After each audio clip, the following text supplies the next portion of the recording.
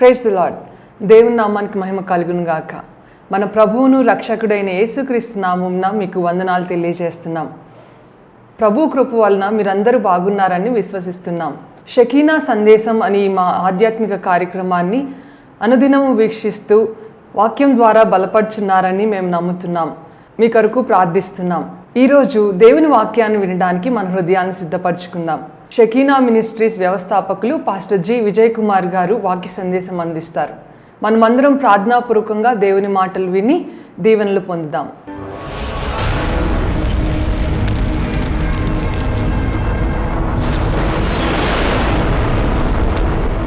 Pastor గారు చెప్తున్నారు, ఒక ఆయన దేవుని సేవకుడు అంట, రోడ్డు ప్రక్కన మైకి పెట్టి సువార్త చెప్తున్నారంట. సువార్త చెబుతున్నారు. ప్రభు అయిన యేసుక్రీస్తు వారు ఆయన నీ కోసం నా కోసం శిలువలో మరణించారు. ఈ రక్తములో మన పాపములు మనము కడుక్కున్నట్టయితే మనం పరిశుద్ధపరచబడతాం అని వాక్యం చెబుతామంటే, ఒక ఆయనంట, ఒక నాస్తికుడు వచ్చి, పాస్టర్ గారు ఆపండి అన్నాడు. ఏందయ్యా, నాకు మీ దేవుని చూపించండి అయ్యా. మీరు ఏ దేవుని గురించి చెబుతున్నారు? యేసు ప్రభు గురించి. ఆ దేవుని నాకు చూపించండి అన్నాడు. పాస్టర్ గారిని ఏమన్నా అండి, దేవుణ్ణి నాకు చూపించండి. పాస్టర్ గారు అన్నారంట, ఆయన దగ్గర ప్రక్కనే ఇంకొక విశ్వాసి బైబిల్ తీసుకుని నిలబడి ఉన్నాడంట. ఆయన అన్నాడంట, బ్రదరు నువ్వు వెళ్ళి ఆయనకి దేవుణ్ణి చూపించిపో అన్నాడంట. ఏం చెప్పాడండి? నువ్వు వెళ్ళి ఆయనకి దేవుణ్ణి చూపించిపో అన్నాడంట. చూపించిపో అనగానే ఆయన వచ్చి, వందనాలండి, దేవుణ్ణి చూస్తారా అని. చూపించమని అడుగుతున్నావయ్యా, సరే రండి. బండి ఎక్కించుకొని తీసుకెళ్తున్నానంట. ఎక్కడికి మీ దేవుడు ఎక్కడున్నాడు? సరే రండి, నేను చూపిస్తానుగా. ఆయన బండి వెళ్ళిపోతుంది. ఆ ఊరు దాటిపోయింది, అడవిలోకి వెళ్తుంది. ఏంది మీ దేవుడు అడవిలో ఉన్నాడా? అడవిలోకి వెళ్తుంది బండి. బండి పోయినంత వరకు పోయేసరికి కొండ వచ్చింది. మీ దేవుడు కొండలో ఉన్నాడా? ఆయన ఏం మాట్లాడకుండా తీసుకెళ్తా ఉన్నాడు. ఇంకా బండి వెళ్ళే మార్గం లేదు. ఇక్కడ దిగి మనం నడిచి వెళ్ళాలండి అన్నాడు. అంటే మీ దేవుడు ఆ కొండ గుహల్లో ఉన్నాడా, గుట్టల్లో ఉన్నాడా, ఎక్కడున్నాడు మీ దేవుడు అంటున్నాడంట. ఆ లోపలికి తీసుకెళ్ళాడంట. ఏంటయ్యా, దారి కూడా సరిగ్గా లేదు, దిక్కు దారి లేని చోట ఉన్నాడు మీ దేవుడు, రండి చూపిస్తాను. తీసుకెళ్ళి లోపలికి వెళ్ళిన తర్వాత అంట, అక్కడ ఆ నిర్జనమైన ప్రదేశంలో ఆ కొండ గుహల దగ్గర అక్కడ లోపలికి వెళ్ళి చూపిస్తే అక్కడ ఏమున్నాయంటే మనిషి పుర్రెలు ఉన్నాయంట. మనిషి పుర్రెలు, తలకాయలు ఉన్నాయంట. తలకాయలు ఉంటే ఆయన తీసుకొచ్చి, ఏంటి ఈ మనిషి పుర్రెల దగ్గర తీసుకొచ్చావు, మీ దేవుడు ఈయనేనా అని అంట. మా దేవుడు ఆయన కాదు, ఈ పుర్రెలు మొత్తం ఎన్నున్నాయో లెక్క పెడతావా అన్న అంట. నాకు లెక్క పెట్టినాయా బాబు, ఏమన్నా ఏట తలకాయలు అనుకున్నావా, ఎందుకో తలకాయ మోసం అనుకుంటానికి, ఏంటయ్యి మనిషి పుర్రెలు నేను లెక్క పెట్టను బాబు. ఇవి మొత్తం 153 ఉన్నాయి. 153 పుర్రెలు ఉన్నాయి ఇక్కడ. నా దేవుడు కనుక లేకపోతే ఈరోజు 154ది వచ్చేది అన్నాడంట.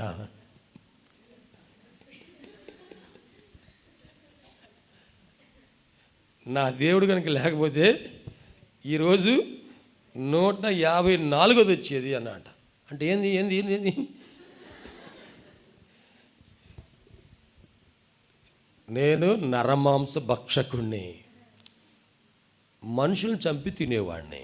ఒకని కాదు, ఇద్దరు కాదు, 153 మందిని తిన్నాను ఇక్కడ.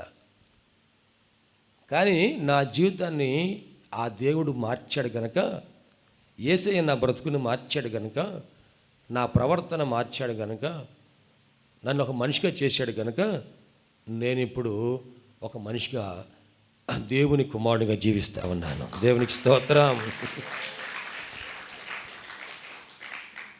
ఇప్పుడు దేవుడు ఉన్నాడు, నమ్ముతున్నావా నమ్మవా అన్నాడు. అయ్యా నమ్ముతున్నాను బాబు.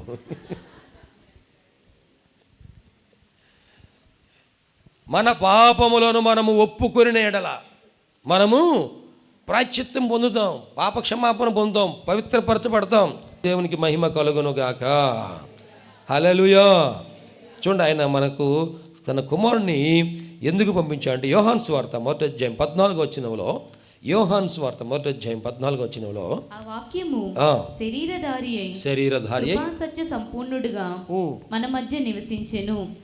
తండ్రి వలన కలిగిన ఆ. అద్వితీయ కుమారుని మహిమ వలె మనము ఆయన మహిమను కనుగొంటిమి. మరలా చదవమ్మా.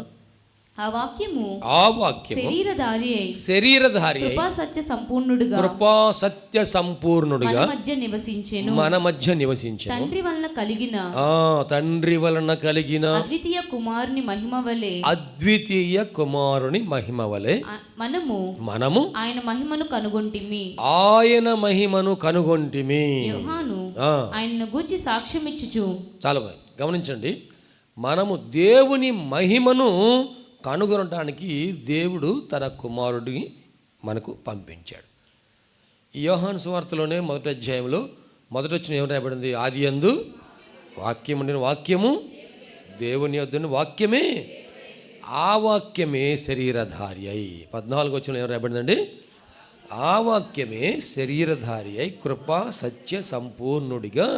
ఆదియందు ఏ వాక్యం ఉన్నదో ఆ వాక్యమే శరీరధారిగా వచ్చింది. ఆదియందు కొంతమంది మన బంధువులు ఏమంటారంటే ఓం ప్రథమలో అంటే మొట్టమొదట ఏముంది? ఓంకారం ఉందండి అంటారు. అంటే శబ్దం ఉందండి, లేకపోతే వాక్యం ఉందండి అని చెప్తారు. ఇక్కడ బైబిల్ గ్రంథంలో మనకు స్పష్టంగా దేవుడు ఏం చెప్తున్నాడంటే ఆదియందు వాక్యము, వాక్యము దేవుని యందు, వాక్యమే దేవుడై ఉంది. ఆ వాక్యమే, ఆ వాక్యమే క్రిస్మస్ అంటే ఏంటంటే ఆ వాక్యమే కృపా సత్య సంపూర్ణుడిగా శరీరధారి అయి మన మధ్యలో, శరీరధారిగా వాక్య స్వరూపంలో ఉన్నటువంటి దేవుడు ఇప్పుడు ఏమయ్యాడు? శరీరధారిగా కుమారుడిగా మనకు అనుగ్రహించబడ్డాడు. ఎందుకు అనుగ్రహించబడ్డా అంటే ఆయన మహిమను మనకు చూపించడానికి, ఆయన మహిమను మనకు చూపించడానికి. దేవునికి మహిమ కలుగును గాక. పరలోకములో ఉన్నటువంటి దేవునికి ఏ మహిమ ఉందో ఆ మహిమను ఆయన మనకు చూపించాడు కదండి. ఆయన ఆ ఎత్తైన కొండ మీదకి వెళ్ళినప్పుడు, రూపాంతరం పొందినప్పుడు, మత్తయి సువార్త 17వ అధ్యాయంలో చదవదు కానీ, ఆ కొండ మీద ఆయన రూపాంతరం చెందినప్పుడు ఆయన ముఖము సూర్యుని వలె, ఇప్పుడు ఆయన మహిమను మనం చూస్తానికి సూర్యుని వలె ప్రకాశించిందంట. ఆయన వస్త్రాలు తెల్లగా, ఏ ఒక్కరు కూడా చలువ చేయలేనంత, అంటే శుభ్రం చేయలేనంతగా అంత తెల్లగా దగదగా మెరిసిపోతా ఉన్నాయి. ఆ మహిమను వారు చూశారు. ఎవరు? పేతురు, యాకోబు, యోహాను వారు చూసి ఆ మహాత్మ్యమును మేము కనులారా గాంచితిమి. దేవునికి స్తోత్రం అండి. దేవుని మహిమను మోషే కూడా అడిగాడు కదా దేవుణ్ణి, యెహోవా దయచేసి నీ మహిమను నాకు చూపించిన. ఆయన దేవుడు అన్నాడు, మోషే నీవు గనక నా మహిమను చూస్తే నీవు చనిపోతావు, కాబట్టి ఇదిగో ఈ కొండ మీద, ఈ బండ మీద నిన్ను నేను నిలబెడతా. ఈ బండ సందులో నువ్వు నిలబడు, నిన్ను నా అరచేతితో కప్పి ఉంచుతాను. నేను నిన్ను దాటిపోయిన తర్వాత నా ముఖం కాదు, నా వెనుక భాగం, నా వీపు, నా పార్శ్వమును నీవు చూడవచ్చు అని ఆయన దాటిపోయిన తర్వాత ఆ చెయ్యిని కొంచెం అట్లా తీశాడంట. మోషే ఆ ముఖం చూడగా ఆయన వెనుక వైపునే చూశాడంట, పార్శ్వమును చూశాడంట. ఆ మహిమ ఎంత మహిమ అంటండి. దేవుణ్ణి చూసినటువంటి ముఖముతో మోషే కొండ మీద నుంచి కిందకు వస్తే ఆయన చర్మం కూడాను ఏమవుతుందంటండి, ముఖ చర్మం కూడాను ప్రకాశిస్తూ ఉందంట. దేవునికి మహిమ కలుగునుగాక. ఈ చలికాలం మనకి ముఖానికి కొంచెం చాలా స్కిన్ కేర్ ఎక్కువగా ఉంటుంది కదా. ఇంకా ముందే వద్దాం అంటున్నాను పాస్టర్ గారు. ఏందో అద్దం చూడంగా అంత తెల్లగా ఉండడం ఏంది, ముఖం తెల్లగా ఉంది, చేతులు తెల్లగా ఉన్నాయి. అందుకని దానికి ఏం చేస్తాం మళ్ళీ, ఇప్పుడు చెప్పకూడదు. దేవుని స్తోత్రం. అసలు ఆయన వెలుగు కనపడగానే, ఆయన వెలుగు ముఖం మీద కనపడగానే వెలుగు ప్రకాశిస్తూ ఉందంటే ఎంత మహిమ. దేవునికి స్తోత్రం. నిజంగా మనం పరలోకం వెళ్ళిన తర్వాత ఆ మహిమ ఎంత గొప్పదో కదండి. ఇప్పుడు మనకు అది పూర్తిగా తెలియకపోవచ్చు, కానీ అప్పుడు ఆ మహిమలో మనము ఎంత ఆనందపడతామో. ఎవరు సమీపింపరాని తేజస్సులో, ఎవరును సమీపింపరాని తేజస్సులో. దేవునికి మహిమ కలుగును గాక. ఆయన అమరుండై ఉన్నాడు. దేవునికి స్తోత్రం. హల్లెలూయా. యోహాను రాసిన మొదటి పత్రిక 2వ అధ్యాయం 2వ వచనం చూడండి. ఆయనే మన పాపములకు శాంతికరమై ఉన్నాడు. మన పాపములకు శాంతికరమై ఉన్నాడు. మన పాపములకు మాత్రమే కాదు, సర్వలోకమునకు శాంతికరమై ఉన్నాడు. శాంతికరమై ఉన్నాడు. మరియు మనం ఆయన ఆజ్ఞలను గైకొనిన ఎడల దీని వలననే ఆయనను ఎరిగి ఉన్నామని తెలుసుకొందాము. ఆయన సర్వలోకమునకు శాంతికరమై ఉన్నాడు. దేవునికి స్తోత్రం అండి. అందరూ శాంతి శాంతి శాంతి అని చెప్తూ ఉన్నారు. కానీ ఈ శాంతి ఎవరి ద్వారా వచ్చిందంట? ఆయన ద్వారా. పీస్, శాంతి, శాంతి ప్రదాత ప్రభు అయిన యేసుక్రీస్తు వారు. ఏందో శాంతి లేదు, సమాధానం లేదండి కదండి. కుటుంబాల్లో శాంతి లేదు, సమాధానం. జీవితాల్లో శాంతి లేదు, సమాధానం. మనశ్శాంతి లేదండి. కొంతమంది అంటారు ఏమి మనశ్శాంతి లేదు. అన్నీ ఉన్నాయి కానండి మనశ్శాంతి లేదు. అన్నీ ఉన్నాయి కానీ మనశ్శాంతి లేదు. సంపాదన ఉంది, ఆదాయం ఉంది, ఆరోగ్యం ఉంది, ఆస్తిపాస్తులు ఉన్నాయి, అన్నీ ఉన్నాయి, కావాలని కోరుకున్నవి అన్నీ ఉన్నాయి, కానీ మనశ్శాంతి లేదు. లోకమంతటికి కూడా శాంతిని ఎవరిస్తారంట? దేవుడు ఇస్తాడు. ప్రతి దేవుని బిడ్డలారా, మనము దేవుని మార్గములో నుండి మనము శాంతి కోసం ప్రయత్నం చేసి తొలగిపోయాము. సమాధానం కోసం ప్రయత్నం చేసి తొలగిపోయాము. అభివృద్ధి చెందాలని ఆరాటపడి తొలగిపోయాము. దేవుని మార్గములో నుండి తొలగిపోయి అశాంతిని కొని తెచ్చుకున్నాం, మనశ్శాంతిని పోగొట్టుకున్నాం.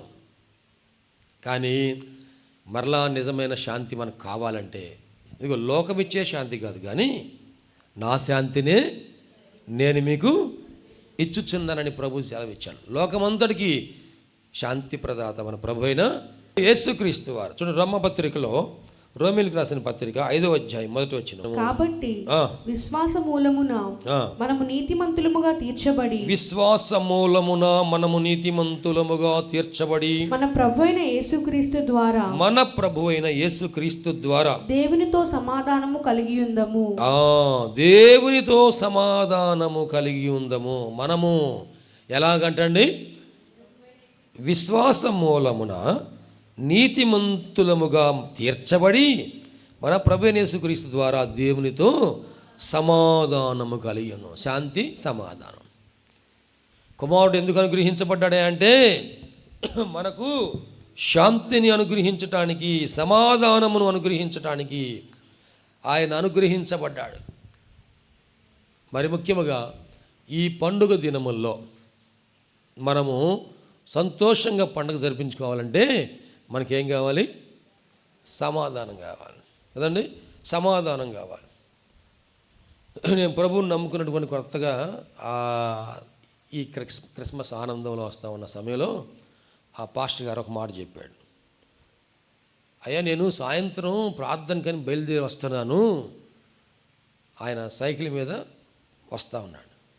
వస్తూ ఉంటే ఆ చిన్న సందులో ఆ సైకిల్ మీద వస్తూ ఉంటేనంట ఆ ఇంటిలో నుంచి కొత్త డ్రెస్సు, ప్యాంటు షర్టు, కొత్త డ్రెస్సు వాళ్ళ అమ్మ అబ్బాయికి తీసుకొచ్చింది. దేనికి చెప్పండి, మన చెప్పండి కొంచెం.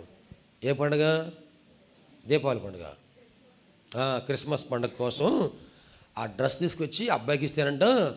ఆ అబ్బాయి ఏం చేశాడు? ఆ డ్రెస్ తీసుకొని బజార్లోకి ఇసిరి కొట్టాడంట. వచ్చి ఈయన సైకిల్ మీద పడిందండి. ఇదేంది ప్యాంట్ షర్ట్ నా బండి మీద పడి సైకిల్ మీద పడింది. ఆపాడు. ఆ లోపల నుంచి అలా అమ్మ పరిగెత్తుకుంటూ వచ్చింది. అయ్యా సారీ అయ్యా మా అబ్బాయి ఇసిరేసాడు బయటికి. ఎందుకమ్మా? వాడికి ఈ డ్రెస్సు నచ్చలేదంట. అయ్యా ఏం తెచ్చింది ఆమె? ప్యాంటు షర్టు తెచ్చింది. పిల్లవాడికి ఇది నచ్చలేదంట. అందుకని ఇస్త్రీ బయట కొట్టాడు. బయట పడితే మళ్ళీ పాడవుతాయి అని చెప్పేసి ఆ తల్లి పరిగెత్తుకుంటూ వచ్చింది. వాడికి ఏమైనా పట్టిందా? బయట పడితే, బజార్లో పడితే, పొరదలో పడిద్దో, మట్టిలో పడిద్దో, దుమ్ములో పడిద్దో, ఏదైనా బండ్లు తొక్కేస్తాయేమో అది ఏమైనా ఉందా? ఇస్త్రీ కొట్టేశాడు అంతే. ఆ తల్లి గబగబా వచ్చి ఆ ఏరుకుంటాకు ఇచ్చేసింది అనమాట. పడేసిని అయ్యా ఇట్లాగా పడేశాడు మా అబ్బాయి అంటే. అమ్మ నువ్వేం పని చేస్తావంటే, అమ్మ అయ్యా నేను కూలి పని చేస్తాను. రోజుకి నీకు ఎంత ఇస్తారు? నాకు ఎంత 200, 150 ఇస్తూ ఉంటారు. ఎంత పెట్టి తెచ్చేది? ఎన్ని? 1500 పెట్టి తీసుకొచ్చా. అంటే ఎన్ని రోజులు పని చేశా? కనీసం 10 రోజులన్నా పని చేసి బట్టలు తీసుకొచ్చి బిడ్డకిస్తే వాడు ఏమంటున్నాడు? నచ్చలా, నాకు ఈ ప్యాంట్ వద్దు, నాకు జీన్ ప్యాంట్సే కావాలి. అయ్యా అది కూడా అడిగాను అయ్యా, అదేమో 2000 రూపాయల కంటే ఎక్కువ చెప్పారు, ఇదేమో 1500 బాగుందని తీసుకొచ్చాను. మీ నాన్న ఉన్నప్పుడు కూడా ఇటువంటి తెచ్చుకునేవాడరా? వాళ్ళ నాన్న లేడు, చనిపోయాడు, విధవరాలు. ఇప్పుడు కుటుంబంలో సమాధానం ఉందా లేదా? సమాధానం. ఆ పిల్లవాడికి ఇది ఏం కావాలి? కొడుక్కి మంచి బట్టలు కావాలి. ఆ బట్టలు కావాలంటే ఏం కావాలి? డబ్బులు కావాలి. డబ్బులు కావాలంటే ఏం చేయాలి? పని చేయాలి. ఎవరు పని చేయాలి? మమ్మీ పని చేయాలి. కొడుకు ఏం చేస్తాడు? ఏం చేస్తాడమ్మా కొడుకు? కుటుంబంలో సమాధానము లేదు. కుటుంబంలో సమాధానం లేదు. గమనించండి, ఈ క్రిస్మస్ పండుగలో మనం అందరం కూడాను సంతోషంగా పండుగ చేసుకోవాలంటే మనకేం కావాలి? సమాధానం కావాలి. సరే ఎట్లా కొట్టిన ఎట్టుకుంటూ వచ్చి జనవరి 1 అయిపోయింది. ఆ తర్వాత ఇంక సమాధానం అవసరం లేదా?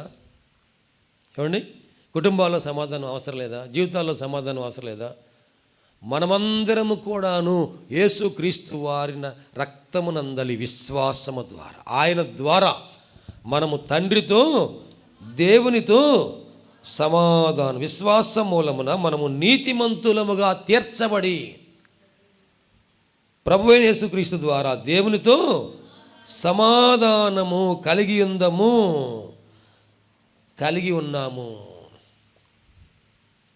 10వ వచనం చూడండి. 10వ వచనంలో ఏలయనగా శత్రువులమై ఉండగా, ఎట్లాగంటండి? ఏలయనగా శత్రువులమై ఉండగా ఆయన కుమారుని మరణము ద్వారా మనము దేవునితో సమాధానపరచబడిన ఎడల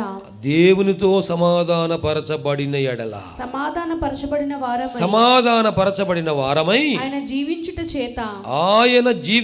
చేత మరి నిశ్చయముగా రక్షింపబడుదుము. తర్వాత వచ్చిన 11వ వచనం, అంతేకాదు ప్రభువైన యేసుక్రీస్తు ద్వారా మనము దేవుని యందు అతిశయపడుచున్నాము. ఆయన ద్వారానే మనము ఇప్పుడు సమాధాన స్థితి పొంది ఉన్నాము. దేవునికి స్తోత్రం. ఆయన కుమారుని మరణము ద్వారా మనకు సమాధానం దేవునితో. అంటే దేవునికి మనకు సమాధానం కావాలంటే ఎవరు చనిపోవాల్సి వచ్చింది? ఆయన కుమారుడైనటువంటి యేసయ్య, యేసుక్రీస్తు వారు. ఆ కుమారుడు మన కోసం చనిపోయిన కుమారుడు మనకు అనుగ్రహింపబడెను. దేవునికి స్తోత్రం. ఆయన ద్వారానే మనమందరం కూడా ఇప్పుడు సమాధాన స్థితిని పొంది ఉన్నాం. ఎవరైతే బాప్తిసం పొందారో చేతులెత్తి స్తోత్రం చెబుతారా? ఇప్పుడు ఈ సమాధాన స్థితి ఎవరి ద్వారా పొంది ఉన్నామంటే ఆయన కుమారుని ద్వారా, యేసుక్రీస్తు ద్వారానే మనమందరం కూడా ఈ సమాధాన స్థితిని పొంది ఉన్నామా? పొందబోతున్నామా? మరి ఎంతమంది పొందుకున్నారు? స్తోత్రం చెబుతారా? ఆయన ఏర్పాటు చేశాడు కదా, ఆయన చనిపోయి మరి మనకు ఇచ్చాడు కదా, మరి మనం అటువంటి సమాధానం పొందుకున్నామా? ఆయన చిందించిన రక్తమే మనల్ని పరిశుద్ధపరుస్తుంది కదా, మనం అటువంటి పరిశుద్ధతను పొంది ఉన్నామా? ఆయన పొందిన గాయములే మనను స్వస్థపరుస్తున్నాయి కదా, మరి మనము అటువంటి స్వస్థతను పొంది ఉన్నామా? ప్రియ దేవుని బిడ్డలారా గమనించండి. యేసు ప్రభు వారి దగ్గరికి ఒక ఆమె వచ్చింది. ఆమె పేరు పాపాత్మురాలైన స్త్రీ. ఆమె ప్రభు దగ్గరికి వచ్చి ఏం చేస్తుందంటే ఆమె కన్నీళ్లతో ఆయన పాదాలు కడిగింది, తల వెంట్రుకలతో ఆయన పాదాలు తుడిచింది.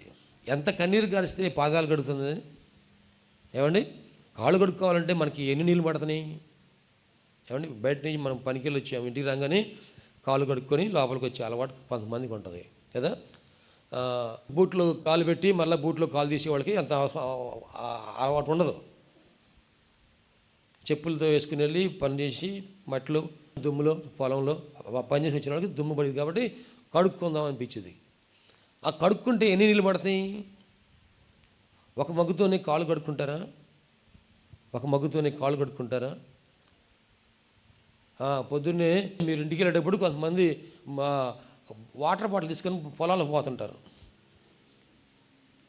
అది కూడా 1/2 లీటర్ వాటర్లే, మరీ దరిద్రంగా తలకాయించుకుని నవ్వు బెతకి మరి నవ్వు బాకు.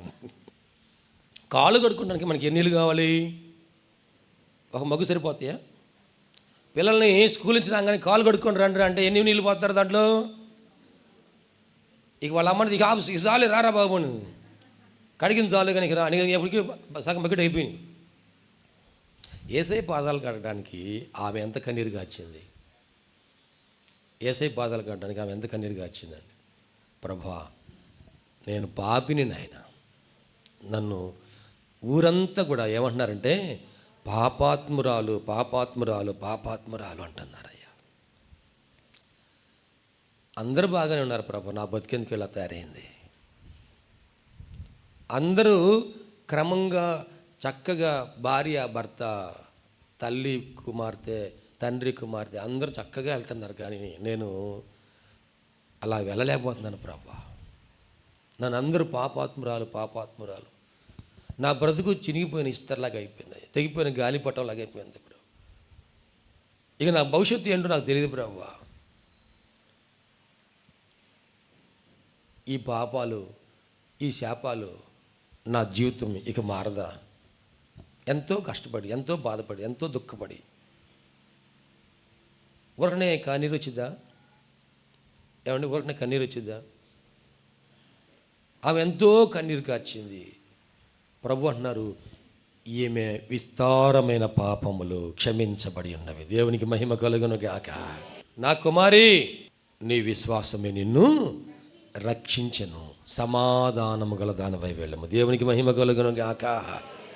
హల్లెలూయా. మన కుటుంబాల్లో సమాధానం లేకపోవడానికి ఒకవేళ మనమే కారణమేమో. ఏమండి? మన కుటుంబంలో సమాధానం లేకపోవడానికి ఒకవేళ మనమే కారణమైతే మనం తగ్గించుకోవాలి. ఏమి తగ్గించుకోవాలి? సమాధానం పోవడానికి ఏ సమస్య ఉందో అందులో మనమే తగ్గించుకోవాలి. కోపం తగ్గించుకోవాలి, ఆగ్రహం తగ్గించుకోవాలి, నోరు తగ్గించుకోవాలి, అనవసరమైన మాటలు తగ్గించుకోవాలి, సమాధానం పోగొట్టే మాటలు తగ్గించుకోవాలి, సమాధానం పోగొట్టే క్రియలు తగ్గించుకోవాలి. ఏమేమి మనం సరి చేసుకోవాలనో సమాధానమును వెదకి దానిని వెంటాడము, దాన్ని పొందుకోవాలి. ఎవరైనా సరే నేను సమాధానాన్ని పొందుకోవాలంటే నేను వెతకాలి, నేను వెంటాడాలి, సమాధానాన్ని వెంటాడాలి.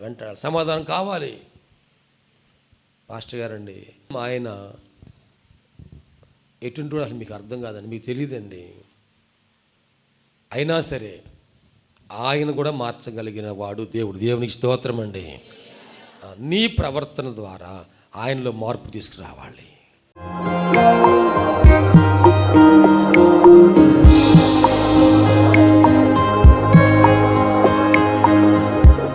ప్రభునందు ప్రియ దేవుని బిడ్డలారా, ఎంతవరకు దేవుని వాక్యం విన్నందులకు ప్రభునామమున వందనాలు తెలియజేస్తున్నాం.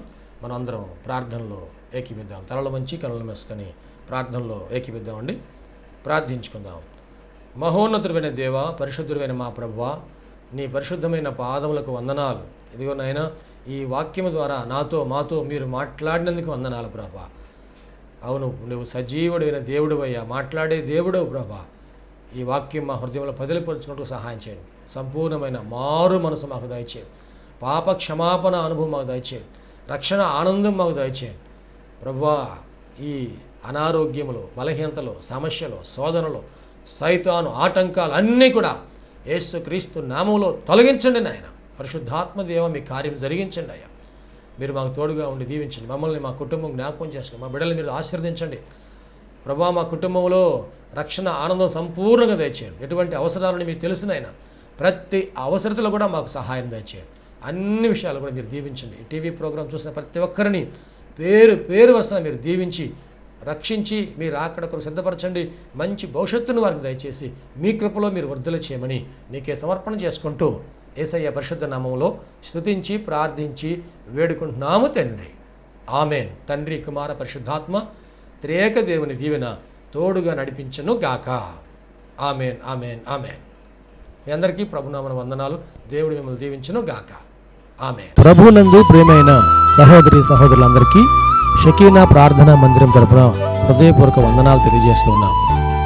దేవుని కృప వలన 2012వ సంవత్సరంలో 350 గజముల స్థలంలో ఈ మందిరం నిర్మించుకోవడానికి ప్రభు కృపించారు. 2016వ సంవత్సరంలో నూతన స్థలం 180 గజముల స్థలం తీసుకోవడానికి ప్రభు సహాయం చేశారు. ఈ సమయంలో ఈ స్థలం అంతట్లో కూడాను మందిరం నిర్మించుకోవడానికి ప్రభు ఏర్పాటు చేసి ఉన్నారు కనుక ఈ మందిర నిర్మాణం, పాత మందిరం తీసివేసి నూతన మందిర నిర్మాణం కార్యక్రమం ప్రారంభించబడింది. దయచేసి ఈ మందిర నిర్మాణం కొరకు మీరు అందరూ ప్రార్థన చేయాలని, ప్రేరేపించబడిన వారందరూ కూడాను ఈ మందిర నిర్మాణంలో 106 అడుగుల పొడవు 45 అడుగుల వెడల్పు కలిగిన ఈ స్థలం అంతట్లో మందిర నిర్మాణం స్లాబ్ వేయటం జరుగుతుంది కనుక దయచేసి ప్రేరేపించబడిన వారందరూ కూడా మీ ఆర్థిక సహాయ సహకారాలు అందించి ప్రార్థించి మీరు దీవించబడాలని ప్రభునామన మనవి చేస్తున్నాం. ఈ స్క్రీన్ మీద చూపించబడుతున్న నంబర్కు మీరు ఫోన్పే కానీ, గూగుల్ పే కానీ, లేక మా అకౌంట్ నంబర్కి మీరు కాను పంపించి సహాయం చేయాల్సిందిగా కోరుతున్నాం. లేక మీరు ప్రత్యక్షంగా వచ్చి ఈ మందిర నిర్మాణ కార్యక్రమాన్ని చూసి మీరు కానుక అందించి దీవించబడాలని ప్రభునామన మనవి చేస్తాం. ప్రభు మనందరికీ తోడుగా ఉండి ఆశీర్వదించును గాక. ఆమె. షకీనా ప్రార్థనా మందిరము దేవుని యొక్క దర్శనంలో దేవుని కృప వలన 2012వ సంవత్సరము మే నెల 1వ తారీఖున ప్రతిష్ఠ చేయటం జరిగింది. ఈ మందిరంలో దేవుని ఆరాధించుటకు విచ్చేసిన వారు ఆత్మరక్షణ, శరీర స్వస్థత, వారి జీవితంలో ఆశీర్వాదాలు పొందుకుంటూ ఉన్నారు. ఉపవాస ప్రార్థనలో అభిషేకించబడి దేవుని ఆత్మతో ఆరాధించుచున్నారు. అనేక మంది పరిశుద్ధాత్మతో నింపబడుచున్నారు. దురాత్మ బంధకములతో బంధించబడిన వారు సాతాను బంధకాల విడిపించబడి ఆశీర్వాదం పొందుతూ ఉన్నారు. రక్షణ లేని వారు బాప్తిసం పొంది రక్షణ ఆనందాన్ని అనుభవిస్తూ ఉన్నారు. ఈ మందిరంలో చేయబడుచున్నటువంటి ఉపవాస ప్రార్థనలు, అభిషేక ఆరాధనలో అనేక మంది దీవించబడుతూ ఉన్నారు. ప్రియ స్నేహితులారా, మీరును సమస్యల్లో సతమతమవుతున్నారా? వ్యాధి బాధలతో పీడించబడుతున్నారా? నెమ్మది లేక బాధపడుతున్నారా? రండి, షకీనా ప్రార్థనా మందిరంలో ఆరాధనలో ఏకీభవించండి. ప్రభు మీకు సహాయం చేయగలరు. ప్రతి నెల 2వ శనివారము షకీనా ప్రార్థనా మందిరంలో సంపూర్ణ రాత్రి ఉపవాస ప్రార్థన ఏర్పాటు చేయబడింది. ఈ ఉపవాస ప్రార్థనలో అనేక మంది ఆత్మతో అభిషేకించబడుతున్నారు. అనేక మంది ఆత్మ వరములతో నింపబడుతున్నారు. దురాత్మ బంధకముల్లో ఉన్నవారు విడిపించబడుతున్నారు. దేవుని యొక్క ఆశీర్వాదాలు పొందుకుంటున్నారు. అనారోగ్యంతో ఉన్నవారు స్వస్థపరచబడుతూ ఉన్నారు. ఈ సందేశం మీకు ఆశీర్వాదకరంగా ఉందని నమ్ముచున్నాం. ఈ సందేశం ద్వారా మీరు పొందిన మేలులు మరియు మీ ప్రార్థన అవసరతలు మాతో తప్పక పంచుకొనగలరు. మా అడ్రస్ షకీనా ప్రార్థనా మందిరం, శారదా కాలనీ 32వ లైన్, రెడ్డిపాలెం రోడ్, గుంటూరు. మా ఫోన్ నంబర్స్ 9963242497, మరి యొక్క నెంబర్ 8885539777. Praise the lord.